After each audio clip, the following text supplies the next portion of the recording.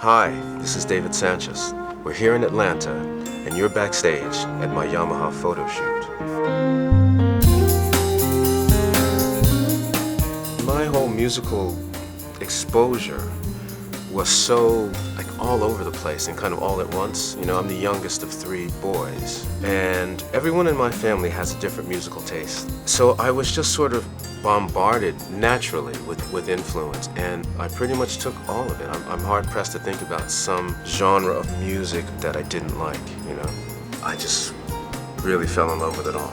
It's funny, like the way my life has worked out now, it's just a reflection of all the early influences, and the fact that I resonated with all of it and didn't become fixated on any one thing, you know, to the exclusion of anything else. It's worked out beautifully. I'd say the night I met Bruce Springsteen would have to be the biggest break. Bruce was very famous locally as a musician way before he had any recording contracts or anything, so I knew who he was, but I had never met him. I had done a recording session with Gary Tallent, the bass player in the E Street Band. I walked into this club one night and I see Gary standing at the top of the stairs next to Bruce. And Gary sees me and he goes, "Hey, we're organizing a jam session. Do you want to sit in with us?" And I said, "Yeah, absolutely." And this is Bruce, David. We shook hands and we played. I think we played about almost nonstop for a couple of hours. And when this jam session was over, it was about 5 o'clock in the morning, and Bruce told me, "I'm going to start up something new. Would you be interested in being in it?" And I said, "Absolutely." And that was it. I worked with Seal for a few years. We did an album in Vancouver.